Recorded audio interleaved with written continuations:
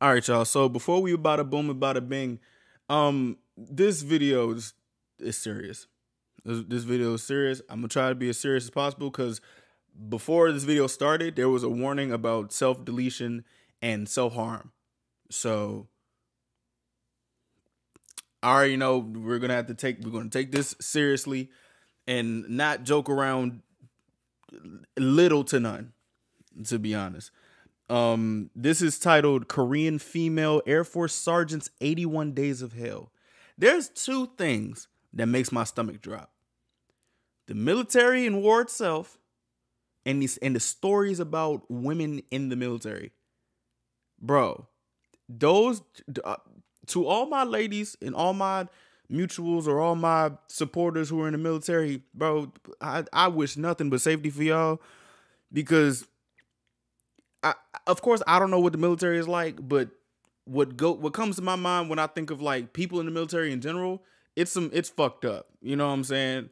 So add that on to like women in the military, you can assume is going to be fucked up. You know, it's like one of those things. I'm not really gonna go too deep into it. I just wish all my lady people, lady friends, and everything that's in the military, y'all stay safe. You know what I'm saying?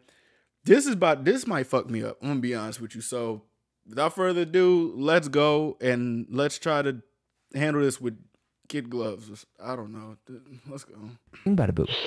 It was Yeram's wedding day. I'm going to call her Yeram, which is her name. Yeram. And they had just signed the marriage license. Afterwards, they come home. They start unpacking their newlywed house. And I mean, like, everything's falling into place. They're in love. They're going to be stationed at the same South Korean Air Force base. Every part of that day was perfect. The fact that they got fast food after they got married, the fact that they were joking around, poking fun at each other, calling each other husband and wife all day while they're unpacking, the fact that he promised her as her husband to love and to cherish her, but more importantly, she made him promise to buy her pizza tomorrow. That was his first husbandly duty for her. Every single thing about the day was perfect until she was found dead. Yeram would take her own life. Oh the my day god. after her wedding. Okay, wait. First off, rest in peace, Yeram.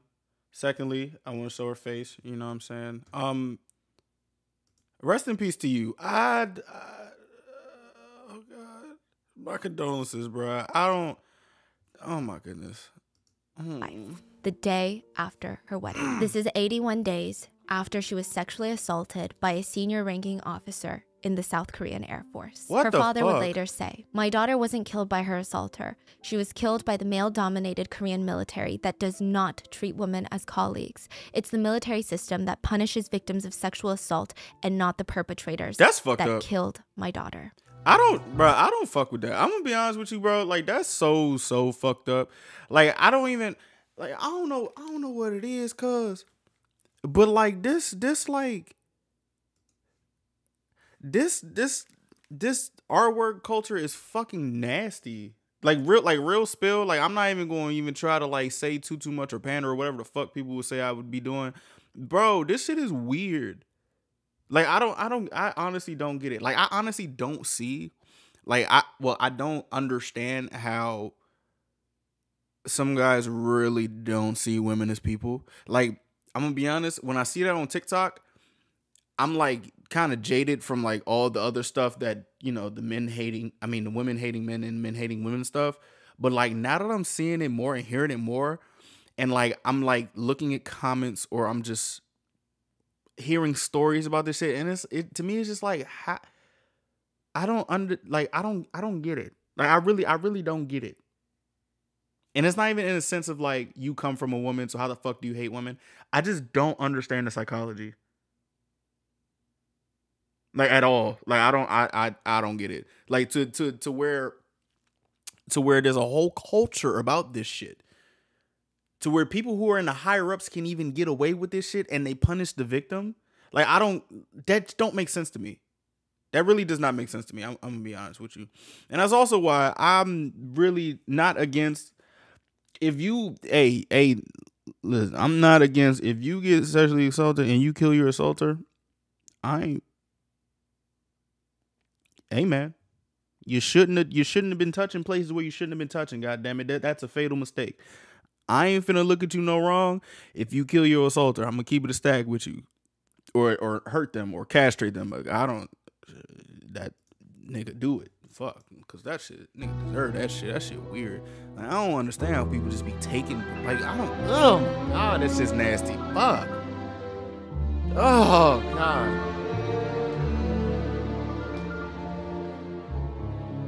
And how do you even, bro? What the fuck? That don't make no. Like, I don't. Like, bro, I can't wrap my head around that. Like, how do you feel like you're a man after you take some pussy? Like, I don't understand. Like, I don't understand that. You would think that, not to sound like a caveman, but you would think like you just being a charming individual or being a good person, and you end up having intercourse with somebody, like, that's not enough.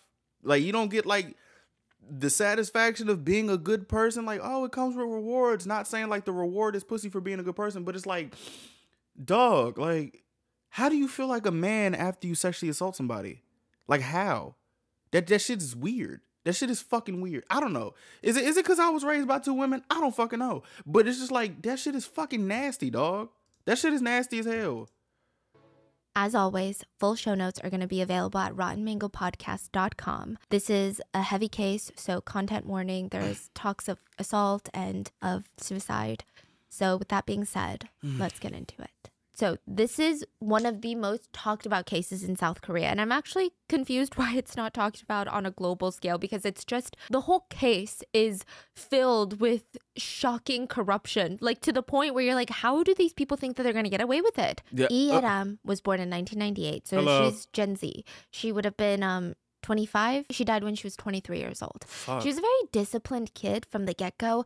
I couldn't find too much about her childhood, right? But from what I could tell, she spent all of her childhood just studying. I don't know where she got it from. Maybe her parents had raised her well, which, side note, she has a brother, an older brother, and two parents.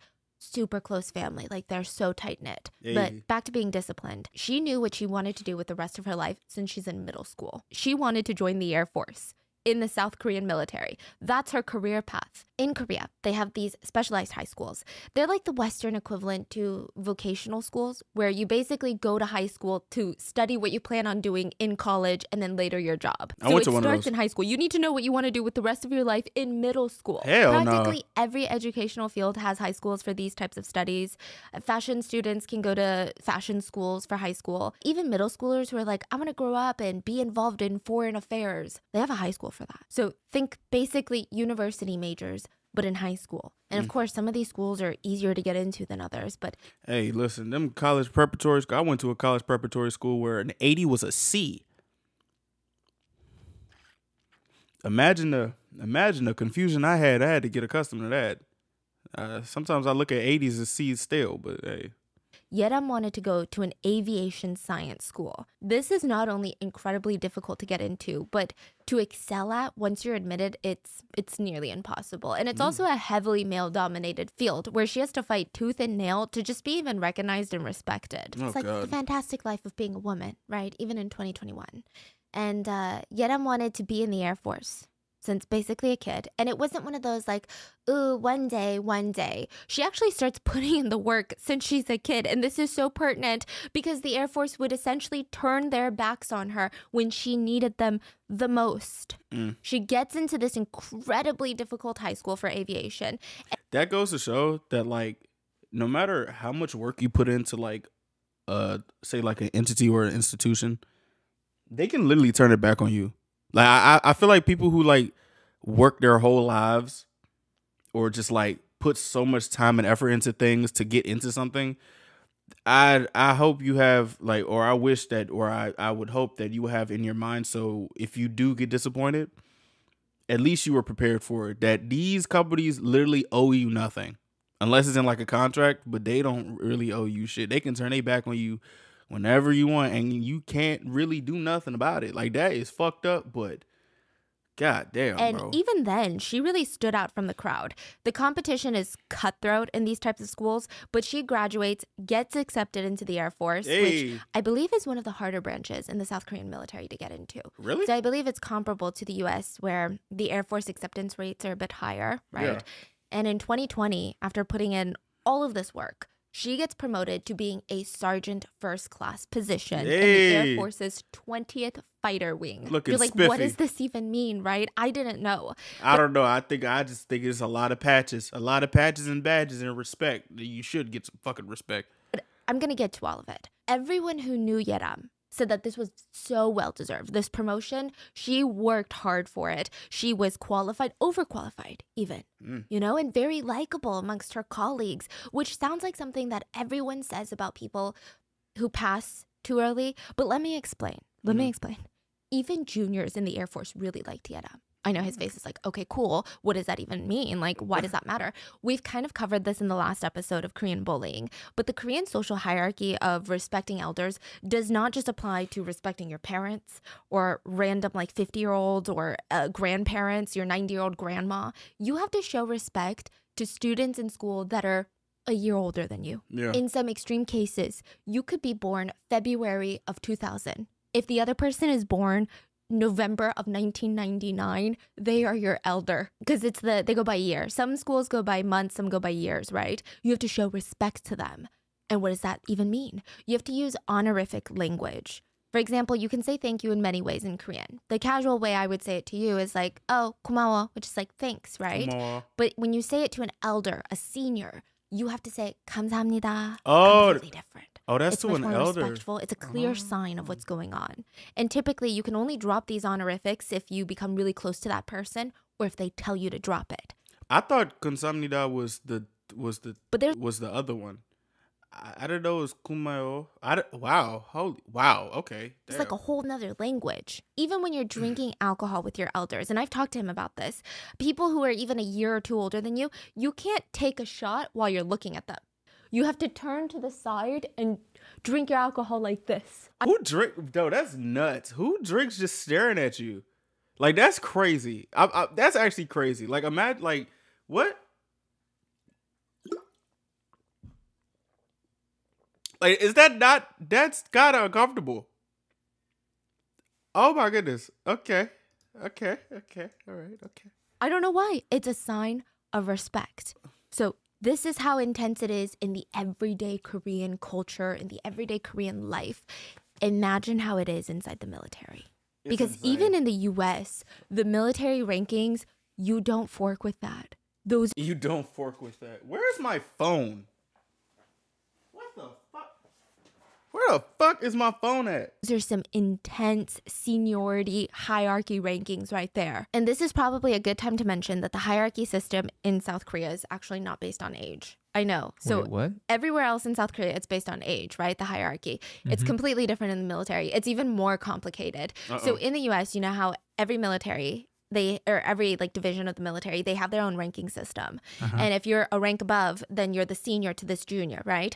But in South Korea, this rank in and of itself has a sub rank. And it's not based on age, it's based on when you got to the base. So if I've been at the base for a year and you just got to the base, I'm automatically your senior, even though technically we are the same classified rank. So base age. Okay. But then if I'm here and you are a rank below me and you've been at this base 10 years longer than me, you're still my junior because you're still a rank below me. Okay. That makes sense, kind Yeah, of. it kind of makes sense, but it does. just adds a layer of complexity to things Yeah. because you have to remember when everybody Exactly. got to base. And then every time you meet someone, you have to verify. Yes, Like, you gotta be like, when did you? when did you get here? That reminds me of moving. When did you get here? It's just I don't know why it's so complicated. Stressful. Oh, and also I watched Moving episode 14. It's on my Patreon, free. So Very stressful, okay? But yeah, there's an added layer of just complexity. And it's a rank and seniority in every sense of these words. It's not a cute little hee hee ha ha like I'm your oppa. No. You literally have to treat this person like your senior. You're going to treat people in the same rank as you, but got here a month later like your junior. And if not, you'll probably face administrative punishment of some sort. You'll be considered difficult, rebellious, and very not a good worker. Most likely your military career will be short and unsuccessful unless you go through with these hierarchy norms. This is going to be very, very important later. Oh, But no. all this to say, no junior really ever likes their seniors. Like, not a single one. The hierarchy system literally makes it almost impossible for juniors to get along with their seniors. So the fact that all of Yeram's juniors have nothing but kind words to say, that is a lot. That says a lot. Not many people can say that. They all said she was really good at her job, like exceptionally good. And on top of that, she never used her position as a senior over us to force us to do part of her work or force us to run errands for her. She was a very fair person, so we really respected her. Now, add to that, there's even what they call reservists. These are soldiers that have already been discharged from the army. And they said that she was an elite soldier who worked hard every second that she was on base. She took her career seriously. And if there was a difficult task on base that nobody else wanted to do, she was going to do it. Like, she's going to step up to the plate and volunteer. Which, like, fine, okay, that sounds nice. But when you look into army politics, reservists are known for being some of the most cutthroat, brutally critical people towards active duty army members or military members.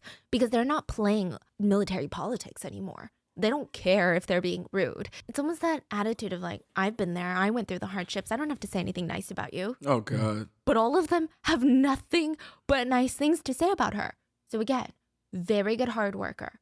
Keep all of these in mind because people are going to try to slander her name and run her through the mud very, very soon. Back to the story. Hold on. Because wait a minute. I'm getting kind of the I'm about to make an assumption. You mean to tell me she gonna get assaulted and everybody's just gonna forget that she was this hardworking person who was just fair, who was actually a good person in the military, and they're gonna believe this? Please tell me that's not what's finna happen. I hope that's not what's finna happen, but I kind of think that's what's finna happen. Don't piss me off, bro. This video's already gonna piss me off. Like, come on, bro. So Yeram was a sergeant first class. And here's a chart if you're interested in all the ranks of these people. Okay, hold on.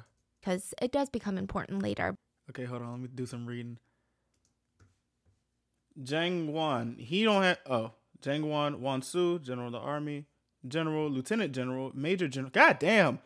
Brigadier General. Colonel. Lieutenant Colonel. Major. Capitan, First Lieutenant, Second... Oh, that's how you spell Lieutenant. Warrant Officer, Sergeant Major, Master Sergeant, Sergeant First Class. Okay. Staff Sergeant, Sergeant Corporal, Private First Class, Private... This is a lot of shits. This is a lot of shits, bro. It's a lot. But the very bottom of the chart, if you're interested, you have privates. Yeah. So South Korea has mandatory 2-year enlistment in the army for all men, and you start as a private. Okay. You work your way all the way up to a sergeant. That takes you 2 years, right? But those who choose the military as a career or continue to pursue their lives in the military after that mandatory 2-year enlistment, or women who have to join and go through the same rankings, you get promoted to staff sergeant, then sergeant first class. So these are really high up rankings. These are people who know what they're doing. You really just need to keep a few of these ranks in mind. And what is her rank? She's sergeant first class. Bam. Oh, okay. So she already went up a 2 couple. Yes. Grades. Oh, wow. So Yeram is sergeant first class. And on May 2nd of 2021, Master Sergeant, so one rank above her, Master Sergeant No. And just to keep things simple, in relation to Yeram, I'm just going to call people senior da-da-da or junior da-da-da. You don't need to know their precise ranking. You just need to know their power dynamic between them and Yeram. Okay. And it's important because some English sources, they leave out the added layer of power imbalance in this case because some of the offenders are in the same rank as Yeram. But I guess they don't know the sub-rankings. So the sub-rankings are super important inside of each rank. It's very not similar to the U.S. military ranking. So Senior No, quote, invited Yeram to what is called a 회식 in Korea. 회식 is when you go to dinner after hours with your colleagues and your bosses. It's the bane of most people's existence. Nobody likes 회식s unless you're the boss. You order food, drinks, and I feel like in Western work culture, that's seen as like a celebration. It's a holiday party. You meet Q3 goals, so let's go out and run the tab on the company card. In Korea, it's common and it's a pretty miserable experience. You want to go home after your 12-hour workday. You don't want to sit there and hee-hee-ha-ha with your managers and your bosses. It's considered a team dinner and it's a professional context, right? But it's frequent and it's an obligation. Korean companies traditionally, at least they used to have a ton of these 회식s with a ton of drinking. Oh, the drinking culture in this is insane. But recently, with concerns of forced drinking and abuse of power, Korean companies are getting a bit more careful about having these 회식s. But anyway, a bit more careful. Quote, invited to a 회식 by a senior. And I say quote because you can't really say no, even if it's not an order. You can't say no without feeling anxiety that your job is now going to be at risk. Because of the traditional hierarchy in Korea, you can't say no to things that your superior directly orders you to do, even if it's not part of your job description, even if it's after hours, even if you're not on the clock. Like there was a conversation in China too. It's like one of the few things you have to know as a beginner in a career path is they do a lot of these team meetings and team celebration or dinners. You just can't say no. I'm not gonna lie. My team meetings, I used to like team meetings, but sometimes I would not like to go to no damn team. I just want to go straight home because they would have me cleaning the whole motherfucking store. They're cleaning the whole store, cleaning the ceilings, behind the grill, and like, bro, like, yeah, what you mean you want to have pizza? I don't want to have pizza. I smell like noodle juice and zucchini and rust. You think I'm in the mood for pizza? I can't even smell the pizza. First year, there's no way you can say no. If you say no once, people's gonna start talk behind you. And like, who does she think she is? It's not even a celebration either. It's like a miserable dinner. Exactly. So Yeram, she tells senior no, no, I can't go tonight because I'm working the night shift. She tells senior no. I had to get it off. I'm so sorry. On base, which, like, think about it. Your manager is like, you got to come out for dinner with us. You got to come out for drinks. Sorry, I'm working, at our job. I'm scheduled to work. How would you respond? How would your manager respond? Oh, yeah, that makes sense. Sorry, you can't join us. He's going to go I don't know. crazy. There's a number of valid responses to this type of thing. All of them in the group of, oh, okay, have a great shift. Senior no tells her, yeah, even if you have to change your shift, you better make it to dinner tonight. When she receives this, quote, invitation, she immediately texts her fiance. Side note, her fiance is also a fellow soldier on the same base and the same rank as her, so Sergeant First Class. Okay. And she texted him, there's a 회식 with Master Sergeant No and Sergeant First Class Jang today. Crying emoji. I don't want to go, ... Wait, so she named two people? Yes. So Master Sergeant No is the one that invited her. He's a clear rank above her. But there is a Sergeant First Class Jang, who's the same rank as her, but is still her senior. That's also attending. Why is he a senior if he's same rank? Because remember the sub ranks. So he's been in the base longer than her. Oh, This just is because important. he's been there longer. Yes, Gotcha, this is boy. the thing that a lot of American sources, like English sources, leave out is the fact that they just keep saying that he's on the same rank as her and that they're equals, but they're not. He's her senior technically. So she has Shout to out to treat him with the Stephanie same honorifics, the same type Shout out to Stephanie for journalistic integrity. Shout out to Stephanie. Yeah. of like 존댓말 that she would to Master Sergeant No, even though they're the same rank class. So ridiculous. Yeah. So her text message to her fiance clearly shows that she doesn't want to be there. And this is not a situation that she voluntarily put herself in. What's even stranger is that this dinner wasn't even particularly related to her or the Air Force at all. Senior No, the guy that was inviting all these juniors, the guy that invited her, he had a friend who recently opened up a business. And the two of them, they had plans to go out to eat, just the two of them, to celebrate this guy's business ventures. Senior No asked them the day of the dinner. And he's like, hey, dude, can I bring a bunch of juniors with me? The guy agrees. He's like, I mean, I guess there's nothing wrong with that. I mean, I guess I'll just meet these random Air Force juniors. Yeah, fine, that's fine. So even in the world of 회식s, this was a bit strange. Like, why? It's not even a 회식, honestly. It's a dinner outside of the base. Right. It's just unusual. It wasn't an Air Force get-together where everybody was a member of the Air Force. It wasn't like a company dinner with a bunch of clients. Like, this dude that they're celebrating has nothing to do with the Air Force. Senior No's friend opening up a business has nothing to do with Yeram whatsoever. So why was she forced to change her shift to go? It's heavily suspected and honestly kind of concluded that the senior males, so Senior No and Senior Jang, again, Senior Jang, same class, but still her senior, invited Yeram as their junior because they wanted a girl at the dinner. It sounds a bit weird, but there was an article published about this case, and a former Marine captain said, oftentimes these male seniors will force junior female subordinates to come to dinner or for drinks to act as, quote, flowers who serve them drinks.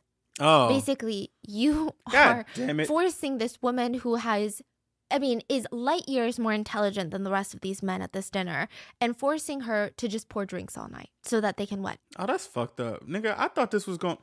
I thought this was gonna be like, oh, let's have a girl to dinner because women bring a good vibe to a fucking environment. Not so she could just pour the drinks. That's lame as hell. Ugh. Feel Pour your own macho. drink, nigga. Even What? if the women feel disgusted, he said they have to swallow their pride and do it. Because these guys have the power to affect their promotions and your overall career. And this isn't just in the military. This frequently happens in company settings as well. That's so fucked up. Like It you is can fucked see up. that they're already treating her with so much like gross intention, right? I like how she says forked and her husband just says fucked. I like that. It's lovely. That's kind of. But no, So that when is the fucked up. opportunity comes around, I don't see any of them will ever promote her based on her work Exactly. because they still want her to be a Junior. to them. So that they can force her to do these things. Yeah. Mhm. Yeah, I mean, this is the harsh reality of a female soldier in the Korean military. And, like, honestly, just women in the workforce in South Korea, too. And that's exactly why Yeram was forced to change her shift and show up at the party. There's not actually any details, at least public details, on what happened during the dinner itself. But I think we can safely assume that Yeram did not have a great time. Yeah. Given the circumstances of her being forced to attend just to entertain her male seniors and colleagues, I don't think she's having a blast. The dinner ends at around 11 p.m. and this is when everything starts to get so shady. It really starts to fall apart. I think every single decision made by some of these male seniors, to me, it just reeks of suspiciousness, of intent, at least in my personal opinion. I mean, just hear me out. The first being that this dinner in and of itself was illegal. This is in 2021. Wait, what? Korea, heavy COVID lockdowns. Okay, it's not nearly as Oh. bad as how it was in 2020 where everyone was forced to stay home, but there were pretty strict restrictions on how many people could meet up at once, how many people could gather and grab drinks or dinner at once, and the law said that you can have a get-together with a maximum of 5 people, but there were more than 5 people at the dinner. Meaning this gathering in and of itself was, again, illegal. This is so important later, and it just adds to the unusualness of everything. The next unusual thing was who took them all home. These types of dinners are known for everyone getting drunk. Seniors will force juniors to take shot after shot of alcohol, and they use the excuse that they're trying to teach them how to grow up, or the excuse that if you don't take another shot with your senior, then you're basically disrespecting them. You're letting them drink alone, which is disrespectful. They use these sad excuses and throw them around to make you get wasted, so they can probably take advantage of you. So if most of them are drunk, how do they get home? Surely Air Force sergeants are not drinking and driving, right? In Korea, taxis are everywhere, like at all times of the night, especially to make sure that you get home after these hweshiks. That's how common these are. But more than that, there's even a service called 대리운전. This is very, I don't know if other countries have this, but I just remember being so fascinated. But you can literally book someone to drive your car home. So if you drove your car to dinner, you don't want to abandon your car in the parking lot because what are you going to do the next day? So you get these people and it's so common. It's not like risky, like, oh my God, someone's driving my car, right? And most drivers are out and available at this time. It's not even pricey. It's like getting a very affordable Uber. So this is all very, very important because rather than using these readily available, very affordable, super normal services, the seniors instead, they insisted that a junior drive to the venue, not drink at all, and drive everybody home. So that's Junior a DD. Moon. And he was a junior to every single one there, including Yeram. It's almost like the seniors did this because they know that juniors would overlook any problematic incidents or behaviors that would take place inside of a car. They would never report their seniors for anything. In comparison, a stranger taxi driver might not care what rank of Air Force you are if you're doing something suspicious in the back of it. This seems premeditated. The seniors, they insisted that Yeram get into the car to be driven back to the base with them. There were a total of 5 people in this car. Junior Moon was the one driving. He was completely sober. He's the most junior level to everyone. Then in the front next to him, you have Senior No's business friend, like random business dude, right? Random business guy. And in the back was Yeram, Senior Jang, and Senior No. During the car ride, Senior Jang was getting way too close to Yeram.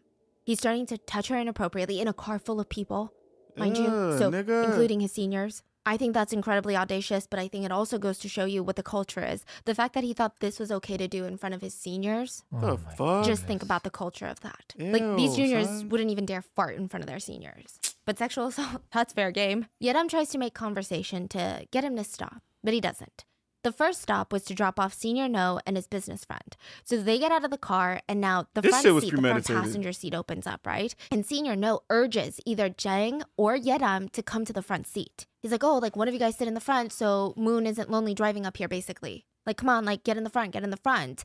But Senior Jang kept refusing and was like, no, don't worry about it. Like, we're both so comfortable back here. Speaking for the both of them. Later, Senior No would claim that he doesn't remember any of this conversation because he was way too drunk. A lot of people speculate that this was his pure acknowledgement that he knew that things were getting weird in the car and that he knew that Yeram was probably feeling incredibly uncomfortable. But again, he would later claim he had no idea what was going on. He doesn't remember a single Oh, thing. hell no, nigga. So he put in like 2% effort, Yes. try to acknowledge the situation, but he was like, yeah, whatever. Yeah, but the fact that he even saw that situation and was like, whatever, is Yeah. crazy. What the Yeah. fuck? So after the two get out, we're left with driver Moon in the front, Yeram and Senior Jang in the back.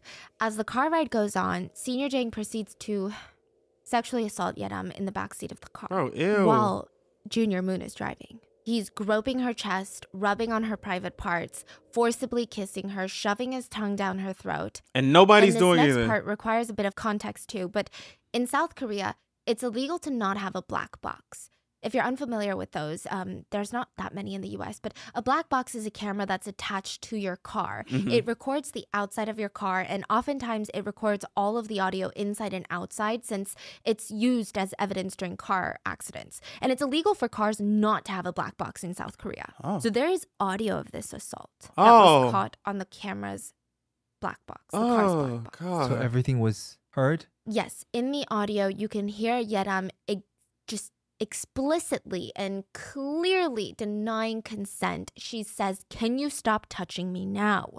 It didn't work. So she tries a stronger approach. And I think the translation, the English version of this, doesn't sound like a strong approach, but in Korean, it's very strong. It's, don't you need to see my face again at work tomorrow? So in Korean, it's like, what are you Ooh, doing? shit. You are my senior at work. You need to face me again. What are you doing? Like, think about what. How is there nobody doing so niggas can just be in the car and just let this shit go? And she's literally saying, "Can you stop touching me? Can you stop fucking touching me?" So what the fuck were they doing? They were just like just looking away, like, huh?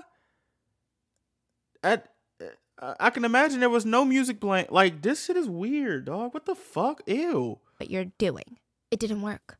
The assault continued for 20 full minutes. 20 20 minutes? full minutes. When the car finally arrives back at base, Yeram asks Junior Moon to stop the car outside the base, and she said that she would walk back to her quarters from here. The conversation is heard on the black box. Moon asks, "Are you sure you're going to be fine walking from here?" Nigga. "Yes, I can. See you tomorrow." She gets out. She runs out of the car and starts going in the opposite direction of where the car is headed. And as she's running off, she's already calling her immediate senior, Sergeant First Class Kim. So this is like her immediate manager, I guess, even though they're in the same rank. Maybe he's like the top of all the Sergeant First Classes. So I imagine that he's a senior to both her and to Senior Jang. Then on the black box audio, you can hear Senior Jang ask Junior Moon to stop the car and ask to be let out too. Oh no. Moon again asks, "Are you sure?" And he says, "Yeah, I can walk from here." As soon as he's let out, Senior Jang starts running after Yeram. Bro. Practically chases her all the way to the woman's quarters. And he didn't chase her to apologize, at least not initially. He first laughed in her face and told her, "Try and report it all you want, nothing's gonna happen."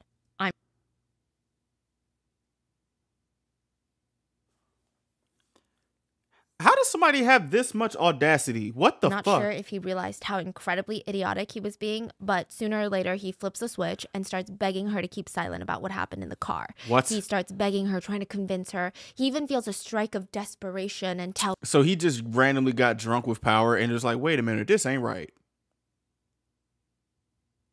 her, if you report what happened, I'm gonna kill myself. Huh? And when that didn't work, Well, nigga, listen, he asked, "Can we hug and make up? no. Can we hug it out?" No. As if sexually assaulting her for 20 minutes wasn't enough, he wanted to touch her yet again. The fact that he's begging her to keep quiet about the sexual assault and then he's still trying to make physical passes at her throughout this conversation is astonishing. From Yeram's perspective that night, it's pretty easy to see that this guy is not going to leave her alone until she verbally convinces him that she's not going to tell anyone. She already told Sergeant Kim. So, you know, she's just trying to tell him, like, I'm not going to just go home. Like, please, I'm not going to tell anybody. So she agrees. She agrees to pretend like nothing ever happened. Now, mind you, he's right outside her living quarters, so just imagine the terrifying aspect while this is all taking place. Nah, real shit. Like, inside is her room, her bed. Like, this is just worst case scenario. Yeah. She's just doing whatever she can to get this guy to leave.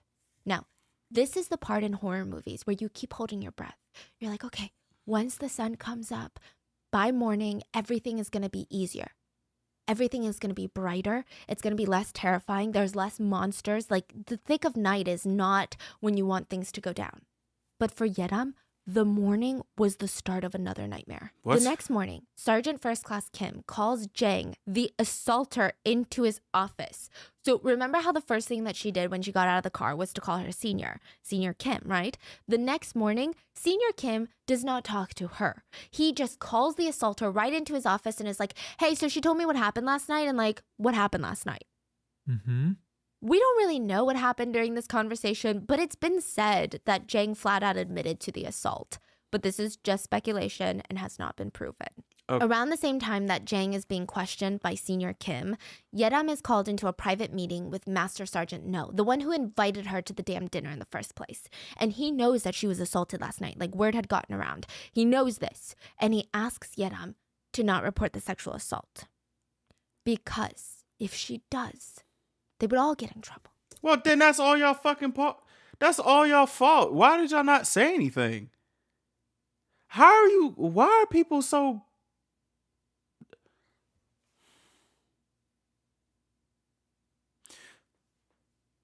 What the fuck did you think was gonna happen?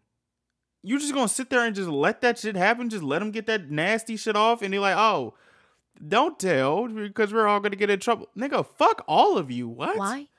When technically Senior No could say he never knew that was going to happen. He had already gotten out of the car by the time that most of the assault had taken place. So why was he asking her to stay quiet when he probably wouldn't even get into trouble? Because the dinner broke COVID restrictions. So the dinner party guests would probably get a slap on the wrist and get into a little bit of trouble by the military for breaking the law. He said, you should stay silent about your sexual assault so I don't get in trouble for breaking COVID restrictions. Nigga, fuck if that's not you. unbelievable enough, he tells her, can you just pretend like nothing happened? No. Just as Senior Jang had asked her last night. And they say it's not all. Yeram said hearing this from her Senior No, the one who was supposed to be the authority, the one to protect her, to make sure that all the juniors underneath him were defending the country with dignity and honor, him telling her to forget about the sexual assault was almost as bad as the sexual assault itself. She said she was floored. So just to recap everything, the next morning after her sexual assault, Senior Jang, the senior who assaulted her, begged her to stay silent and threatened to kill himself if she didn't. She reported it to their Senior Kim, and his way of handling the situation was bringing in the assaulter and just flat out telling him, yeah, so the victim told me what happened last night. I don't understand how someone can just assault somebody and then think that they would actually give a fuck about you and your life. Like, I'm pretty sure your assault will have more damage on me than you killing yourself. Dumbass nigga. Fuck. Poking the bear with no intention of making sure that the two of them would even be kept apart. He literally did nothing to support Yeram in this case that's now open. That's now, two the strikes. other senior, an even higher level Senior No, the one that invited her to the dinner, is bringing her in and telling her to pretend like it never happened so that none of them would be blamed for breaking COVID protocol. This is the morning after the assault, not even like 12 hours later. I mean, literally every single person in a position of power over her that have direct control over her life and career are trying to shut her up. And just when you think it can't get worse or even higher, it does. An even higher senior officer, Chief Warrant Officer No. Yeah, so there's another No, but we're just going to call him the chief. The chief calls Yeram into his office for a meeting. And after her experience so far, can you blame her? This was the smart thing to do. She decides to take the smart precaution of recording their conversation on her Apple Watch. Good shit. She goes to meet with the chief, and he already knows about the assault. And he too continues to tell her, don't report it. Oh my goodness. That's 4 the strikes. Isn't available for us to hear, but there are quotes from the conversation. And the one that really is going to get to everyone. This is translated, but, and I quote, you know, in life, situations like this happen. How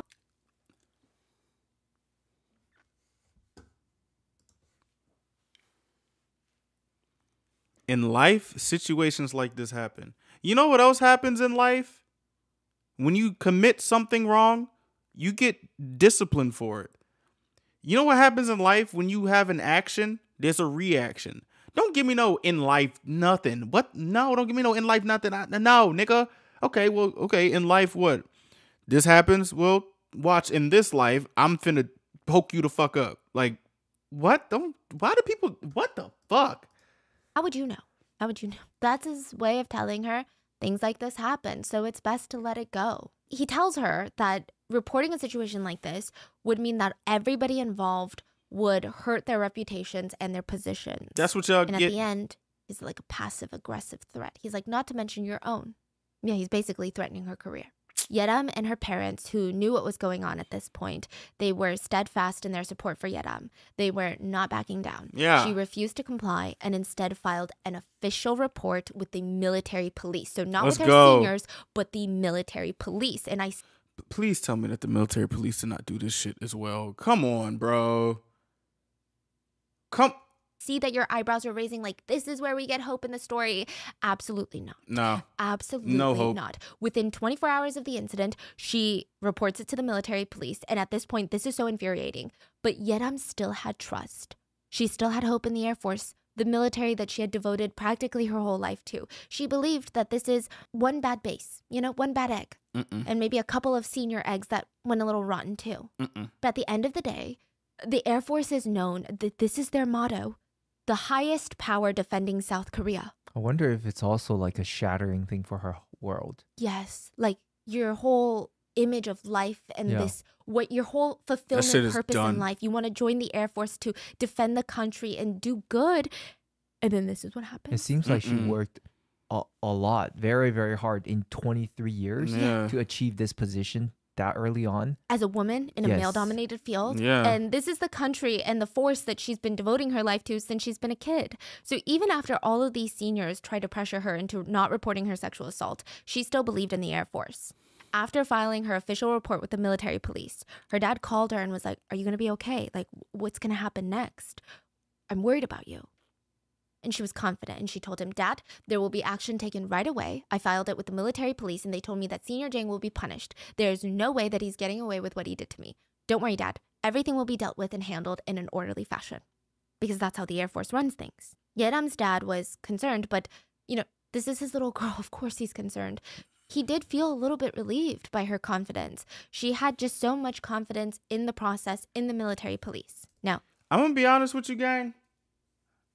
Listen, I'm not a dad, but I am a guy. I'm if I'm aware of maybe if he wasn't aware of these high ranking positions and like the whole thing, but if I'm aware of the hierarchy and there's literally like a paper trail of like 2 out of the hierarchy people who are on some bullshit and are like trying to silence her, I honestly don't think like those words that she said, everything will be dealt with, I wouldn't believe that. I really would not. I wouldn't. Because, like I said, that's 4 strikes or 4 strikes that she's been done wrong. I have a 3-strike rule. 4 strikes, dude? No. I wouldn't even believe, and it may be fucked up, but I wouldn't even believe that, bro. Like that's nasty. These niggas this whole system is fucking disgusting. It's nasty. after the official report was filed, Yeram starts receiving text messages from Senior Jang, her assaulter. And in the text, he's just threatening to take his own life. Bro, do it. I mean, it's not only manipulative, but Yeram's aunt later said, "These are threats. These are threats. There are direct threats. How are they not? Tell me how they're not." He's texting her, "I'm going to die. I want to die." He's basically telling her that if she goes through with this case, he's going to die and she will have blood on her hands. No, that's not how that works. That's not how that works. You can't transfer energy like that. That's not how that works. That's not how that works at all, actually. No, nigga, the blood is on your own hands. Because if this wouldn't have happened if you didn't fucking touch all on her. Dummy. Talk about be blood on your head. What the fuck? Ew, nigga. Ugh. Fuck. Senior Jang, the assaulter's dad, started texting Yeram. Imagine being texted by your assaulter's father. Well, at least you know where he got that rapey behavior from.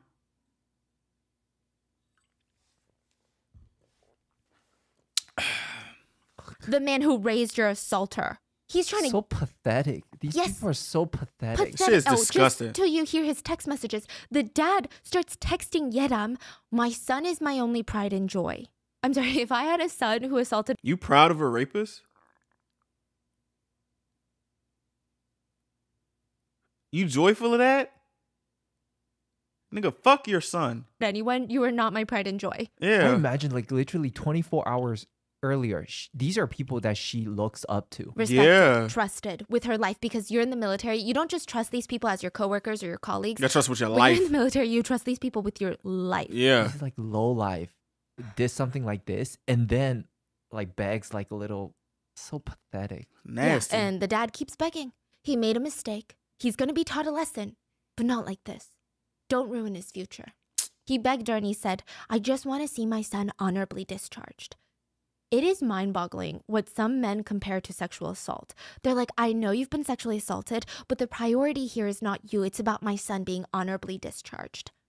I want some of these people, and I don't give a fuck if this is fucked up. I'm gonna be honest, bro. If to some of the people who actually like genuinely be like taken up for like rapists and stuff like that, like men, nigga, you get raped and see if you just you do it.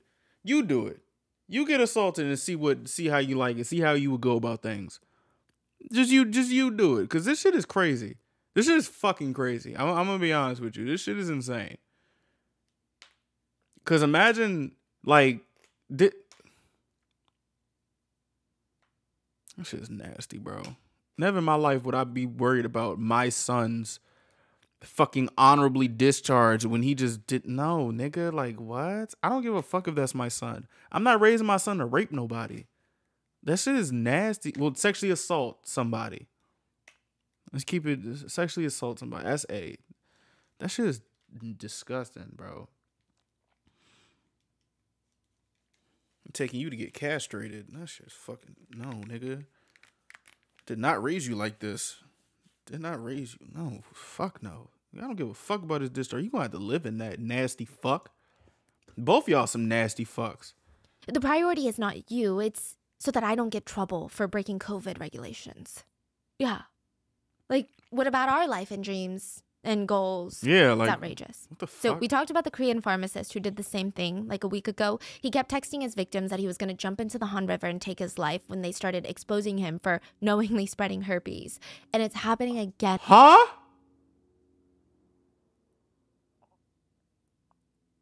In this case, and it happens way more than we would imagine. In an interview, a psychologist reviewed the case and said, "This is incredibly traumatizing." And the reason is, it's a bit different than being assaulted by a stranger. And I'm not saying that one trauma is more than the other, but when you know the assaulter, there's this added pressure that you feel like you're ruining their lives. You feel like you're the cause of their reputation, their struggles, their ability to feed their family. You feel like you've caused that. You end up thinking about their situation and circumstances and their life and how they're going to recover, even though you are the one that has been assaulted. Hey, I'm gonna let y'all know right now. Hey, my nigga, if somebody assaults you, bro, don't give a fuck about what they got going on. Don't care. Like, I know it's hard to say, but try not to give a fuck, because no. How are you going? No, dog. No.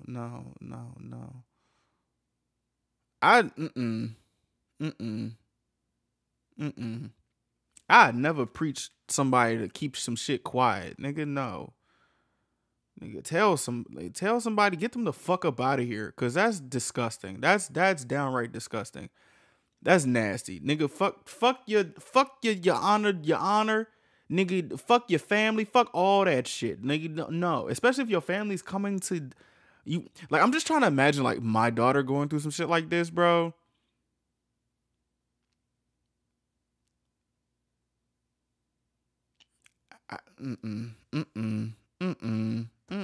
That's fucking disgusting. The psychologist said receiving text messages of this type from the assaulter of wanting to take his life and the dad begging so pathetically, it must have put such an intense, immense mental, psychological strain on the victim. She's being re-victimized again and again. Yeah. So while these text messages are coming in nonstop, not even giving her a moment to catch her breath, the military police's investigation starts by investigating Yeram.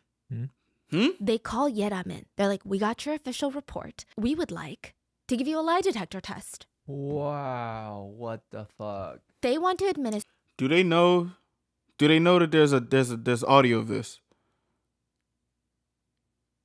Actually, cause she probably couldn't even show them the audio. Oh no. A polygraph on a victim of sexual assault. This opens up a whole new can of worms in what the fuck is going on right now, because they administer a lie detector on the victim before they even question the assaulter. They didn't even bring in Jang yet. Like what the fuck? It's pretty clear who they're investigating, and it's not Senior Jang. Yeah. It's said that in the military, there's a misconception. And this is not just South Korea, by the way. I feel like a lot of these cases, people are like, oh my God, what's wrong with the South Korean government? And it's like, well, it's kind of happening everywhere.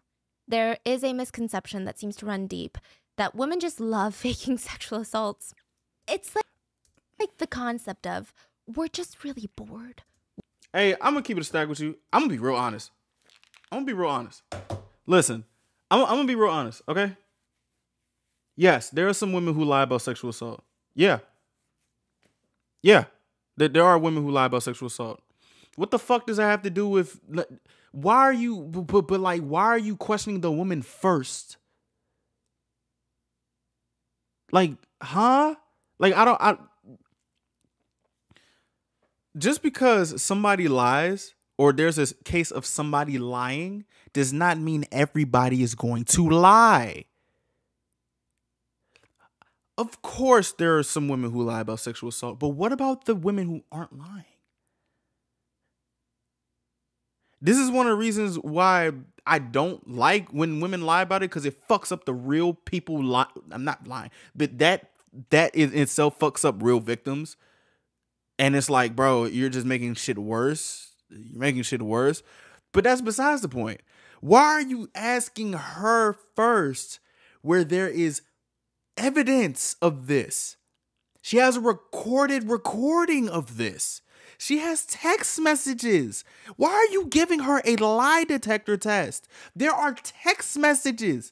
There's a black box recording. Watch when the assaulter don't even look at me. His fucking dad is texting me. Do you think I'm lying now? Like, huh? Even if you, this is some stupid fuck. This is stupid as fuck. This is very dumb. This is very dumb. Like that. Like no. Oh, okay. Even if women are bored and they like, what the fuck does that have to do with what's happening now? Like really? Like come on, dog. There's evidence. One, if you didn't even bring the motherfucker in. That is some nasty shit. That is some nasty shit, son. Oh, fuck. No, that's nasty as fuck. And I probably even said it wrong. Like, I think I said it wrong. I definitely probably said that wrong. What I was trying to say is, like, the amount of like women who lie to women who don't lie shouldn't really matter, because there's women out there who don't lie. And like we gotta figure out who the person is and talk to that person. Not the first thing. I'm just trying to think, like, the first thing, I'm probably gonna get myself in trouble, but bro, the first thing that I would think to do if someone comes to me about sexual assault, that they've been assaulted, I'm talking to the person who is being accused. I'm not talking to you and saying, like, did you lie? Like, what? What? Like, what? What? No. No, that's not how you go about shit. That's not how you go about things. And to think these are the type of people who be like military people who have access to weapons and shit with this type of mind. This shit is fucking nasty. Them niggas are nasty. This whole rape culture is fucking disgusting. And it's stupid. It's fucking stupid. God damn, We're really son. bored trying not to die every time we have to walk through a dark parking lot. We're really bored fighting for our reproductive rights. We're just bored doing the overwhelming percentage of household domestic chores and bearing the mental load whilst working on our careers. We're really bored, okay? Yeah, like and so what? for some sick, twisted, boring reason, we just like to report random men for fake sexual abuse claims. What the fuck? And I'm not saying that this never happens, but the statistics of that, pretty low. And on top of that, you can investigate and find the truth, but really, the first step is to perform a polygraph on the victim. Yeah, like that's just so fucking dumb. Like, nigga, huh? It's such a bizarre way to investigate a report like this. Netizens were rightfully enraged later when this case becomes public attention, especially because there was an incredibly easy way to find out if she was lying about the abuse. Oh, the black box. Exactly. The car's black box. It's illegal for a car not to have it, and almost all black boxes record audio, so why would they not pull the footage right from the get-go? Exactly. They could literally end the case before they even put in a hard days of work doing the bare minimum. Exactly. Like, what kind of investigators are these? Where's the CCTV evidence? Why not look there, right? I mean, who thinks like that? Instead of going, no. Why don't we instead bring some people, hook them up to some machines, and see if their pulses go up? The regular police department would have done that. This is the military police. They're supposed to be more advanced. They don't ever pull the black box footage. Yeram would later have to personally deliver it to them. She was Bruh. questioned on March 5th. Jang would not be questioned till 10 full days later. 10 full days. Bro, what And in the meantime, the military police did file an official document stating that they would be conducting a full-fledged investigation. nigga, fuck. But they that- stayed bro. Stop saying that word. Stop saying investigate. Y'all not investigating shit. Y'all just twiddling your thumbs, just doing dumb shit. outright in their document that the investigation would be done without an initial arrest or detainment. Basically, they're categorizing it as a non-arrest investigation. And this category of investigation is usually reserved for super light cases, like someone stole my purse from the break room. They were clearly not taking this seriously. They didn't even detain Jang immediately to bring him in for questioning. And what's wild is when they filed this document, right? They're basically categorizing her sexual assault as a non-severe case, but they decided to categorize it as that before even talking to the assaulter, before even investigating the assaulter, The or fuck? really anyone. All they did was perform a polygraph and investigated Yeram. And they said, well, doesn't seem that serious. Forget even doing the bare minimum of detaining him and questioning the assaulter. The military police do nothing. So Yeram is still forced to see her assaulter every single day at work. Neither were allowed to move out of their living quarters, but they were 250 meters away. So 820 feet away from each other, less than 900 feet away from each other, every single day, every single night. None of the seniors or the people who knew about the assault did anything to separate them or to protect her from him on a daily basis. That's fucked up. This is like the sloppiest investigation I've seen in a while. And it's so sloppy. The fact that we're dealing with high-ranking officials of a powerful Air Force, it feels intentionally sloppy. Exactly. Clearly, something fishy is going on. So Yeram personally obtains the black box footage from the car and hands it over to the military police as evidence. Now they can't just turn a blind eye. Bro, they're right? gonna Because destroy there's the hard, evidence. irrefutable evidence of her assault. They're gonna destroy. What are they the going to do evidence. now? They're gonna destroy. They it. do the worst thing that they could possibly ever do as high-ranking officials in the military, but just as decent human beings. They call Yeram's fiance in. So these are his seniors too. Uh-huh. They call him in. Master Sergeant No, the guy that invited Yeram to dinner that night, invites her fiance into his office and pressures him to go force Yeram to drop the charges. He asks, can you just convince your fiance to forgive Jang? They pled with him. 좋게 얘기해줄 수 없을까? He's literally asking the fiance of a sexual assault victim, can you put in a good word for the assaulter so that he won't face a single consequence for his actions? If that You know, I just had a flash. I just had like a flash of like what my next move would probably be. And I'm not gonna say I would do it, but you know, you have those flashes of like what your first response would be.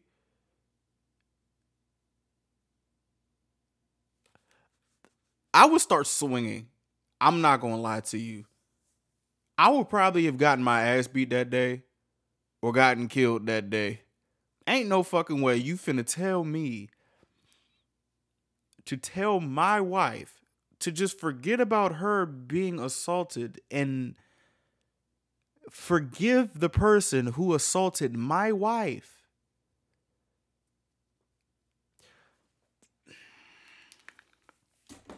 If we're going by like the, you know, the primitive male mind, right?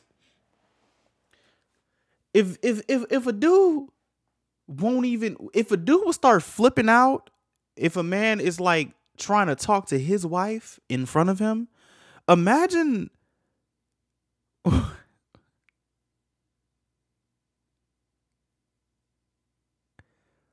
you couldn't say that shit to me. You couldn't say that shit to me without me jumping across that fucking table. You couldn't say that shit to me because no, nigga. Like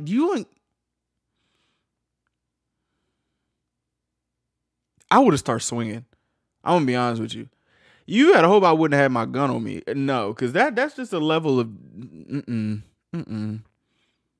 Like I understand it's just hard to do certain things, but like I just had a flash of like my first move. Like somebody tells me this shit, they won't even get the sentence out. Just a straight, just swinging. Because who the fuck are you? No, I don't give a nigga. Fuck this. Fuck all this. Fuck all this. We gonna find a way to make some money or something, or hide or flee or something. Cause no, nigga, no job is worth all this. No job is worth all this. I'm gonna be honest with you.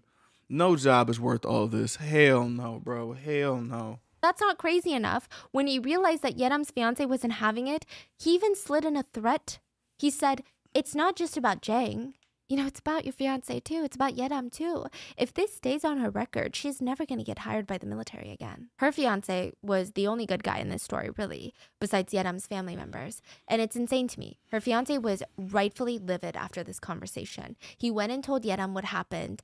And she said, 그 얘기 듣고 진짜 하늘이 무너지는 것 같았어요.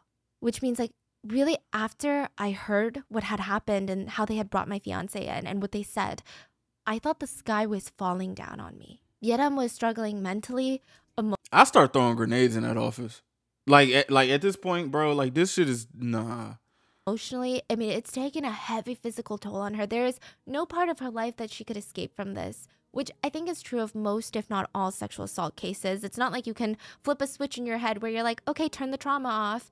But for Yeram, it was hard because this is her career. She lives on base. This is her entire life, her fiance's entire life. This is all she's known and wanted ever since she's been a kid.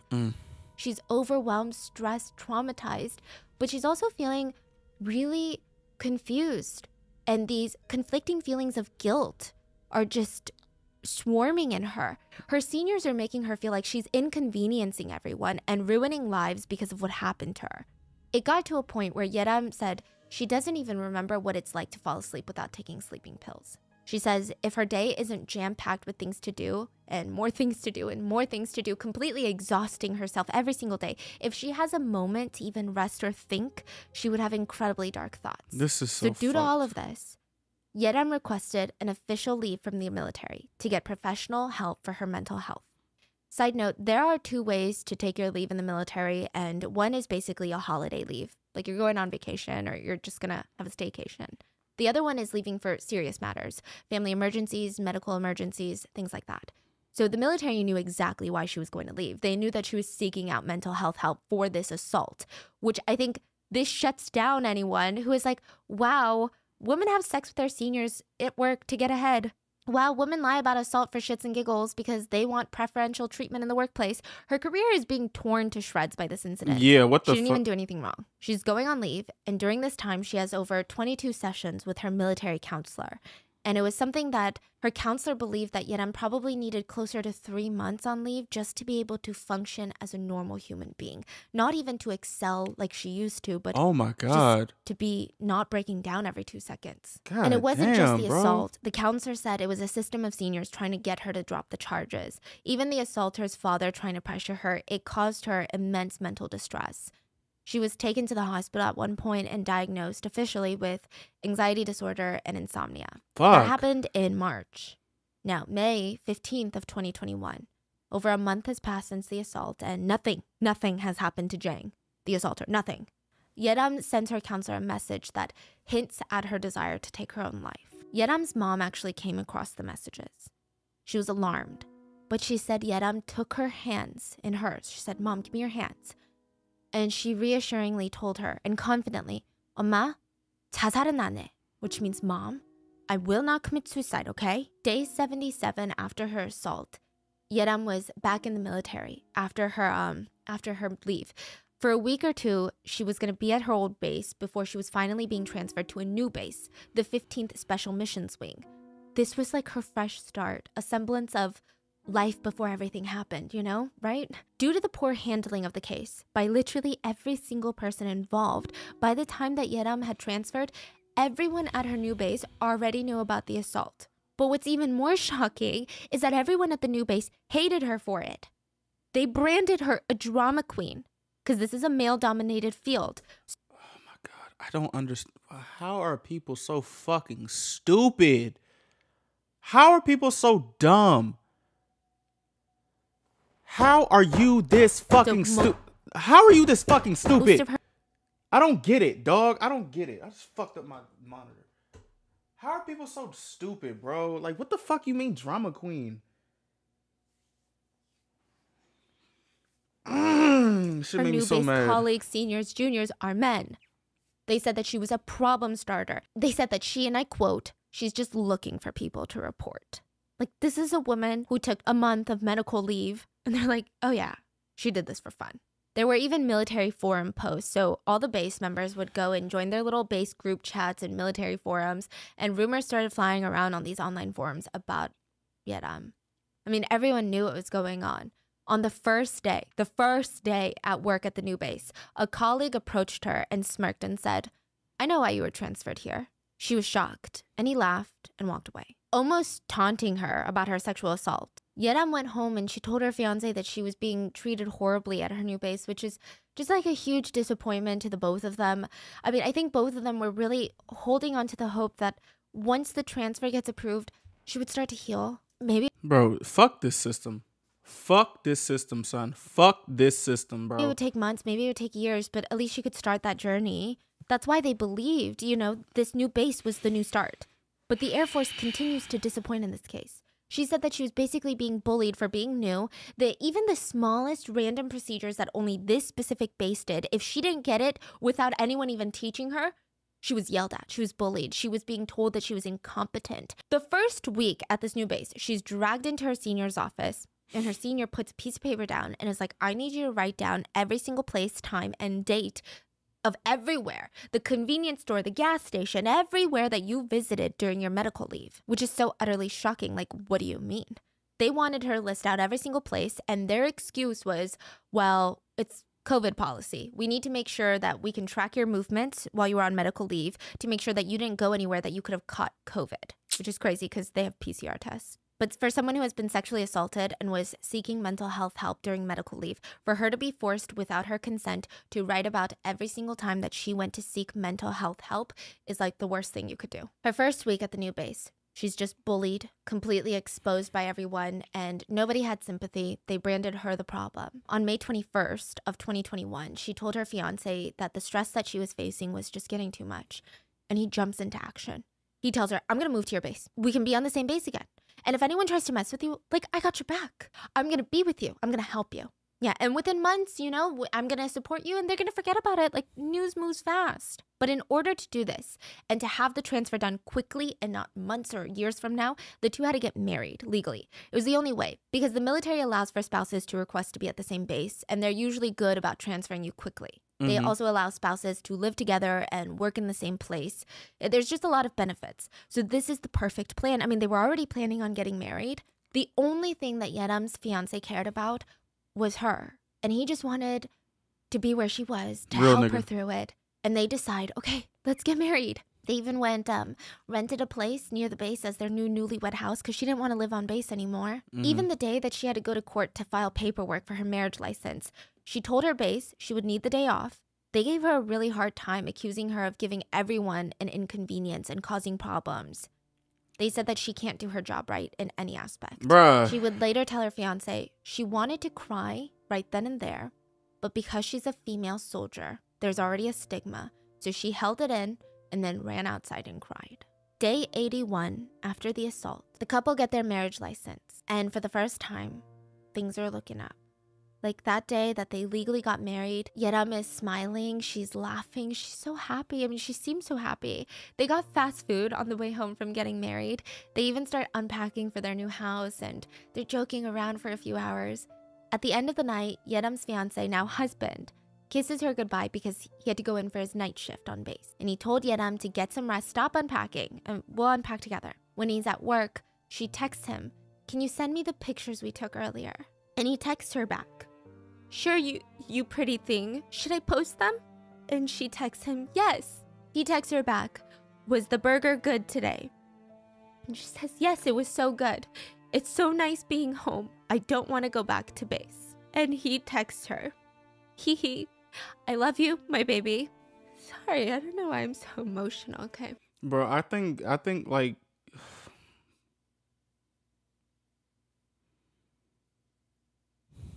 bruh, I think she was like, I don't know. I'm getting the sense like she was trying to make like his day not be stressful, so he wouldn't like worry about if she would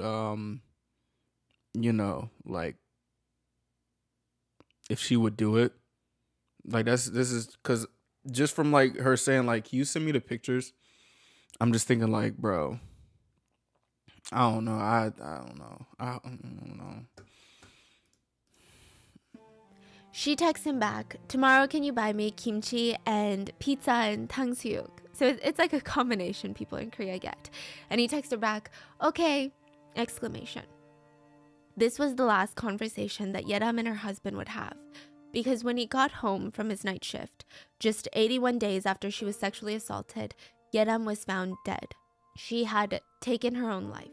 And sure, she had been the one to physically take her own life, but her father said, "My daughter wasn't killed by her assaulter.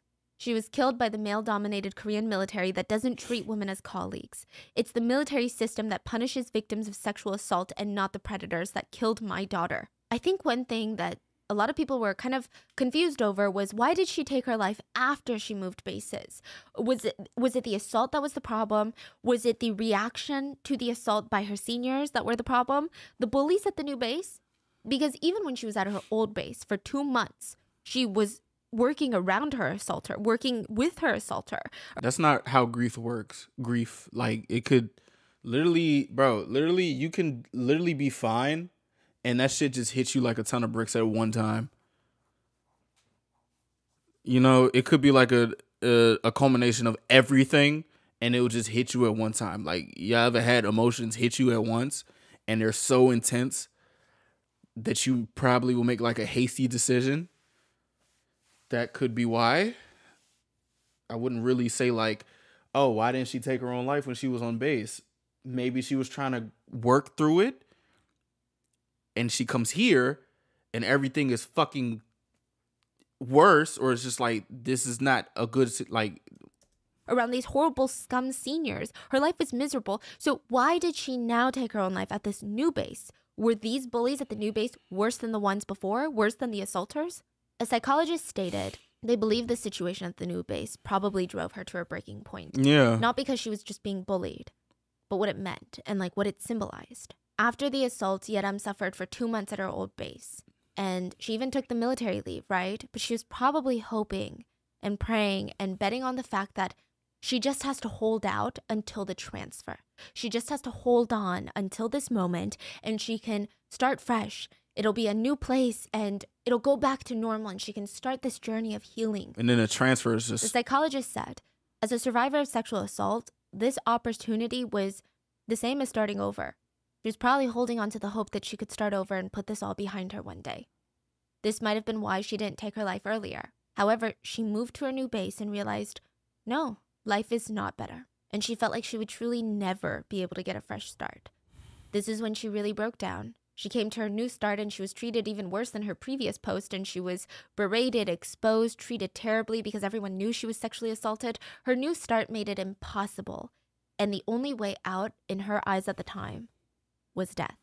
That's what the psychologist said. With Yeram's death, there were now more questions, honestly. Like, questions I think people would later be hard-pressed to ignore. The main ones being, where is Jang and how's the investigation going? Jang was fine. He's alive, on base, living life as normal. Months had passed since the assault. They had black box, concrete audio evidence from the car. They knew Yeram was telling the truth. Why would this investigation take months? Why is Jang still walking around free? According to a military prosecutor who is not involved in this case, they said that the military typically has protocols for cases like this. So this is weird. This is abnormal. He said the investigative team, the actual investigators, they get 10 days. They investigate, they pass it on to the military prosecutors, so like the lawyers. They get 20 days. So the whole investigation should be wrapped up in a month. Okay, great, but now it's been 81 days. Yeah. Why did you wait till Yeram is dead and the whole country is angry for you to like do something? Yeram's family said for 2 months they heard nothing about this investigation. They had kept following up on it. Nothing. According to the military prosecutors, he believes that the military investigators were probably stalling the case to create more time from the incident. Yeah. And it would mean that they could chalk things up to, details being blurry, memories being fogged up by witnesses, which would buy time and let the perpetrator off easy. That's typically why investigations like this have protocols for the military police to act within 30 days. Because the longer the investigation stalls, the only person it hurts is the victim. So it's pretty crystal clear right now that there's not a single person in power performed their duties at the bare minimum. Nobody did their jobs. They failed Not a her. single person. They Later, failed her, Congressman Shin asked the interesting question. I mean, not a single person did their job? Is it even possible for every single person in these levels of power to be this incompetent? Like, what Meaning, the fuck? It's not incompetency. Like, this is Deliberate. You're doing this on purpose. Yeah. Every single person involved knowingly is stalling. Exactly. It seems coordinated. It sounds like a conspiracy, but that's what it seems like. The military system clearly does not care for sexual assault victims. Even her comrades at her new base, or even her old ones, not a single person supported her in getting justice. In fact, all of them tried to convince her to pretend like it never happened. These are people that she probably trusted with her life. They're in the military fighting for their country, and they can't even fight for a victim of sexual assault. In their whole... Sorry, but what? That's not who I would want to defend the country. Exactly. And to really show you how bad it is, this wasn't even the first time Yeram was sexually assaulted or harassed at this particular base. What? She was sexually harassed on 2 separate occasions before this. The first time she was sexually harassed was in 2019. Yeram reported that a chief from a different base had invited her to a hishik. She's forced to go, and he was trying to touch her during the entire dinner. She reported this to Master Sergeant No, the guy that invited her to this dinner, right? And he told her, well, if you report the guy, he's going to get discharged. And he won't even make half of his yearly salary. Wait, so this is the second time this fucker, she came to this... bro, what the fuck? Yo. I'm so confused how that's even... Okay. So Yeram was forced to let it go. What? The next year in 2020, at a karaoke bar after work, the same Chief No, who's her boss, tried to wrap his arms around her, and she told him to stop, and he did not. Bro. She reported this at her base, but did not take it any further due to being pressured to drop the issue. What the fuck? Then in 2021, with Senior Jang, this incident was the 3rd time she was 3 sexually harassed and or times. assaulted by someone who was her senior, and less than 100 days. This is the first time she's officially filed a report with the military police. And less than 100 days later, she's found dead. Her mom said, what the fuck? "The law is so cold to my daughter who is a victim, yet so warm to the assaulter." And it's clear Yeram's case is just one of hundreds of sexual assault cases reported by soldiers each year. According to a Korean lawyer Kwon In-suk, less than 40% of these perpetrators face charges, and over 40% were given shortened sentences and were basically allowed to walk free. Probation. Slap on the wrist. And that's just dealing with the cases that are officially reported. And think about it. For Yeram, only 1 of 3 of her cases were officially reported. So just think about all the unreported cases. And why do women have to die for sexual assaults to be taken seriously? After Yeram passed, the investigation gets even sketchier. The military police changed their investigation into the case, and now they deemed it an intense investigation after she passed. But all they did was find evidence that Yeram's death was a suicide, which, like, that's not even what you're investigating right now anyway. So they're still trying to get away with it. yeah. Oh my God. They gather all the evidence that this is a suicide and they submit it and pat themselves on the back. What? I'm sorry, what? Nobody's even arguing that. They went into full detail about her name, her personal information, even the manner of death, everything. And then a second report was filed by the military police chief himself, the highest person in the military police, alongside the Air Force Police Chief of Staff, one of the highest positions in all of the Air Force, not just this base, but all of the Air Force. They together stated that the cause of Yeram's death was due to the sexual assault case, along with the mental stress caused by the neglectful handling of her case. So this is like the only report that's good, right? They said that they had enough evidence that this death was a direct cause of the assault and a full-fledged investigation would be launched. So a lot of people are getting hope about this. Yeram's family are getting hope. And the government wanted one final report. So the Air Force has to submit one final report to the government saying, this is how we handled the investigation. This is our final conclusion. End of story. Investigation closed. This is not that report. Okay. This is just a midway report, like a status report. Okay, fine, right? At least people are doing their jobs. The very last report that is submitted to the official government, the one that's basically closing this case, this document has no mention of her sexual assault. In fact, the whole document is living in its own reality. That is the only way I can even describe it. The document fabricated, lied, straight up lied, slandered. I mean, I don't know what word you want to call it. Whoa, okay, bro.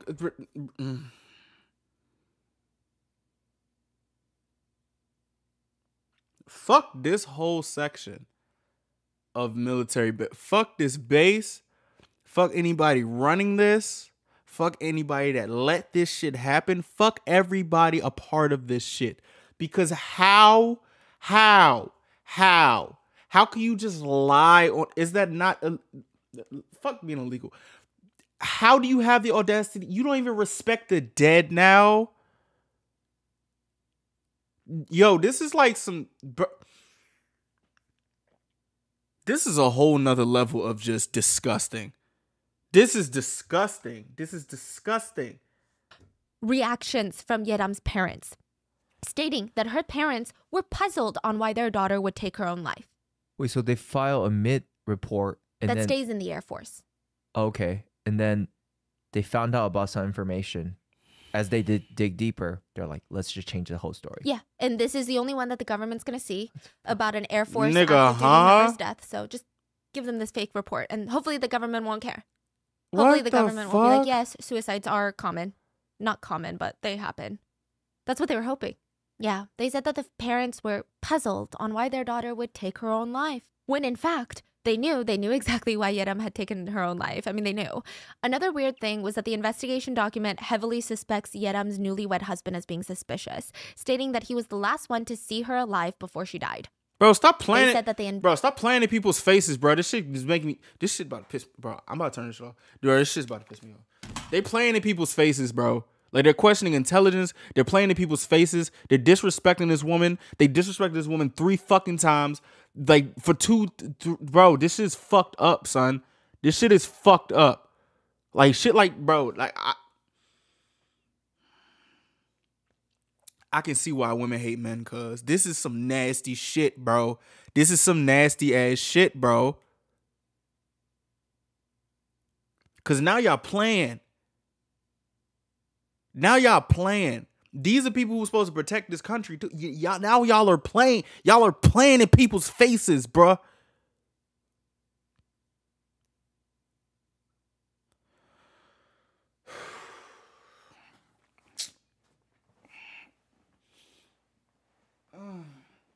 I can't,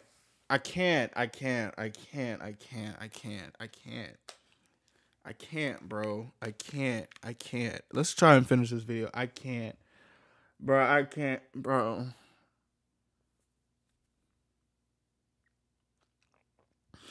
Anybody a part of this shit, bro? Whoever read up that report, whoever signed off on that report, all the... Ooh, cuz, what the fuck? investigated if the husband killed her, basically. This is the same investigation team that already knew about her assault, basically didn't know anything about it, and also knew that Yeram's now husband was called in by his seniors to try and get Yeram to drop the sexual assault charges. But they're like, yeah, we thought he was kind of suspicious. It seems like with this final document that was submitted to the official government, they were trying to cover it up, everything. They were trying to cover up her death, cover up the assault, cover their own asses, because now it's not just about Jang. Like, Jang is not this crazy important person in the military. They're not protecting Jang. They're protecting Jang Sr. and his senior senior and his senior senior senior, because all of them fucked up the investigation. Eventually, they were protecting their own reputation as an Air Force as a whole. It's not even about Jang anymore. Yeram's family were so outraged, they refused to acknowledge this document, and they were set that the world needs to know what truly happened to their daughter. Yes. May 31st, news starts picking up the story. Let's go. Of what happened to Yeram Tell this and shit. Yeram's death. And only then was Senior Jang officially questioned. Once netizens got involved, once media got involved. The story gained so much traction. June 1st, Yeram's parents demanded justice and uploaded a petition to the Blue House website. They gained over 400,000 signatures instantly, which is, I believe it's one of the most signed petitions in South Korea, because South Korea, I think there's only like 40 million people in the country. It's hard to get these petition signatures. 400,000. It was a story. Every single Korean, no matter their gender, no matter if they were military or not, they're like, we don't want these people to represent our country. That's disgusting. Yeram's father demanded that there be a new investigation separate from the corrupt military police investigation. So this prompted the government to respond because people are mad. They launched a detailed 100-day investigation by a special government council, so unrelated to the military police.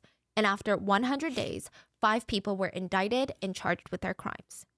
So finally, let's start with Jang, the assaulter. He went to trial August 2021, and he straight up admitted to the assault because there's so much evidence against him. But he denied his other charges. He denied that he was retaliating against Yeram and threatening her. Remember all those messages of him threatening to take his own life? Mm-hmm. His lawyer tried to argue that wasn't a threat to Yeram. That was a threat to his own life. Technically, you could argue that my client was threatening himself. Yeram's father was disgusted by this, and he screamed in court, "Just save him. Everybody just say that Jang is innocent and let him go. I'll take care of it myself." Yeram's father even threw a water bottle at Jang and screamed at him for killing his daughter. Yeram's mother testified during trial, and she said, "Every night I have nightmares about hanging out of a helicopter, holding onto a rope, and I'm searching for my daughter in the mountains." She then turned to Jang and asked, "I heard that you bothered my daughter on a regular basis. What did you hate about her so much to do that to her?" Yeram's mom also talked about how Yeram tried to reassure her that she wouldn't take her own life. Her mom blames herself. She said that she should have listened to her daughter more carefully. She should have tried to find out if she was thinking these dark thoughts again, and she said that she feels guilt for not protecting her daughter. And while she's talking about this, she actually goes into so much distress that she ends up fainting and has to be rushed to the hospital. Yeram's brother ended up attending the trial as well, and he was expelled from court pretty quickly because he tried to attack Jang. There were other key moments in the trial, like after Yeram got out of the car that night of the assault. Free that man. Free her brother. Free that man. He ain't do shit wrong. What he should have did was stab that nigga in his neck while he was, you know what I'm saying? Like, he should, free that man. Free that boy. He ain't do shit wrong. Let him out. The judge asked Jang why he ran after her. If you're not going to threaten her, why'd you run after her? And he had the audacity to say, "It was late at night. I was worried about her, so I followed her." He said he did it because he was worried about her. They need to put this nigga to death. They need to put him to death. Or put him to a mandatory assaulting. He needs to know what this shit feels like. You know what I'm saying? Like, he needs to know what that shit is like. Or castrate him or something. Like, just ugh. To threaten her. He also claimed he kept reaching out to her over and over again when she told him to stop because he felt like his apology wasn't enough, so he just wanted to keep apologizing. Basically saying that him telling her that he wanted to kill himself repeatedly wasn't a threat, it was how sorry he was, how apologetic and remorseful he was. Yeram's family were angry over these claims. The assaulter is talking like he's remorseful. He only remembers parts that are favorable to him. Like, how can you be an assaulter and still try to paint yourself as a nice guy? It's horrendous. The military prosecutors demanded 15 years in jail for Jang for his crimes, which I hardly consider enough, but in the end, he was given 9 years in prison. He was found guilty of the sexual assault and harassment, but not of the threatening of her life, which Yeram's family were devastated by. They tried to appeal the sentence, and the next judge, who was going over the appeal as per the wishes of Yeram's family, instead of giving them 15 years, he lowered the 9-year sentence to 7. What? What the fuck? What is wrong The with judge argued that because Jang was apologetic and tried to Boy, apologize. fuck all that apology shit. Bro, fuck all that apology shit. Fuck all that apology shit, bro. Sorry, 10. Like, no, son.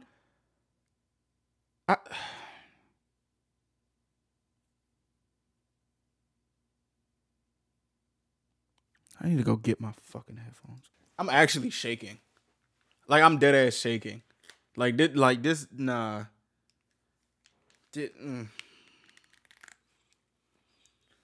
Fucking apology, bro. Like, what the fuck, son? Get the fuck out of here. To the victim over text message multiple times for his crimes, that should be taken into consideration. They're like, yeah, he was just so distraught over what he did. He wanted to end his life. Like, they're genuinely treating it as that's how remorseful he was and not as pure manipulation and threats. Okay. The family appealed again, and the case was taken to the Supreme Court, where they upheld the sentence of 7 years. Now, let's talk about the chief warrant officer, No. So not the guy that invited her to the dinner, but the top head. He was also the one that was accused of sexually harassing her before, like a year ago. Oh yeah, a year before. He denied all the allegations against him, and he literally whined to reporters saying he doesn't even know why he's at trial. To that, I would say, don't be such a baby. You know, in life, situations like this happen. Exactly. He was given 7 years, same as Jang, and the judge said it's because Chief No technically didn't assault her, he sexually harassed her, but he doesn't even realize how big his own personal offense in this case is and the handling of the investigation. He doesn't even recognize where he messed up. Bro, he's So not they a can't even fucking be baby. compassionate He's not a... with his sentence. Later, that was changed to 2 years in prison. Only 2 years. Which, side note, he would later be found dead in his prison cell a year after being imprisoned. Damn. It's a mystery as to why he died. There are no detailed public reports on his death, no reports on even the cause of death. And to that I say, I hope someone somewhere is conducting an investigation as thorough and as just as he did for Yeram. Fuck an investigation. I hope they just leave that shit alone. I hope they sweep that shit under the rug. Fuck that nigga. A few other officials were involved in the investigation that were also punished. They all got about 6 to 8 months in prison. Mainly, they were part of the military police that lied about the parents, saying that they have no idea why Yeram would take her own life. They straight up lied about what the victim's parents had said in an official document. This case, I think it really shed light on just a lot of big issues, not just in Korea, but everywhere. It started a lot of conversations on male-dominated fields and systems where boys' clubs still seem to be running rampant. Mm-hmm. The fact that someone actually went to jail is a step in the right direction, given that so many sexual assaulters have been found innocent or never even tried. So it's good, but his sentence feels like a final slap in the face. This case is now closed, but it's just really unfair. She was only 23 when she died, and she gave her... Rest in peace to you. Rest in peace to you, bro. You did not deserve none of this shit. You did not deserve none of this, man. You deserved nothing, bro. Like, you didn't deserve any of this. Because, nah, son. whole life to This the whole fucking system failed you. This whole shit failed you. Air Force. I can't help but think that if the Air Force had handled this case properly, that maybe Yeram would still be with us. I'm gonna link a song in the description. Yeram's brother actually made it for her after her death, and it's a beautiful song. I was actually confused. I was like, wait, did he really make this song? It's called I Remember. He was asked about it and how it was made and what he had done for it, and he said, they asked, did you compose and write the song yourself? He said, yes, I wrote, composed, arranged, and played the bass for the song. The singing, however, was done by a good friend of mine who knows my sister well. Since middle school, this friend and I had been planning on making music together. I'm not that good at singing, though, so I wanted to have someone who knew my sister that would sing it. I asked my friend. At the end of the song, the brother and the parents, they all With their voices, they leave a message for Yeram. And the brother says, "Little sister, 힘들었지?" Which means, like, it's been hard, right? Let's meet each other again later and play again. I love you. Yeram's dad also says, "Our Yeram, your mother and I and your brother will always be with you for all of eternity. We'll all be reunited in heaven, my pretty, pretty daughter." Yeram's mom says, "My beautiful daughter, thank you so much for being mine. Let's meet again in that very special place. I love you." And at the end they say, "We will always remember you." And that is the case of what happened to Yeram, an Air Force Sergeant first class rank, who honestly I'm not a Korean citizen, but as a Korean I would have been so proud to have her represent Korea. And please stay safe, and I'll see you guys on Sunday for the mini-sode. Bye. Bro, this whole shit really failed her, son. Like, that's...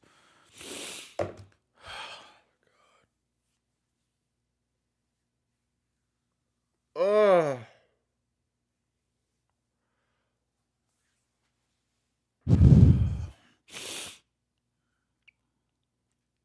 This shit really got me shaking, bro. Mm-mm.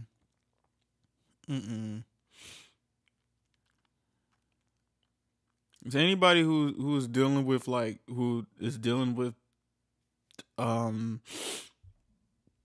coping from a sexual assault that happened to you? I really hope you get justice. This shit not right, bro. This shit ain't right. And to the people who think it's okay to just go around and just sexually assaulting people, cuz y'all need to get sexually assaulted to see what that feels like. Because no, like violently sexually assaulted. Even though, you know, what's it called? An eye for an eye makes a person go, I don't give a fuck. I don't give a fuck. Cause this shit right here is fucking nasty. From the first time it happened to just them trying to play in their face like that. That's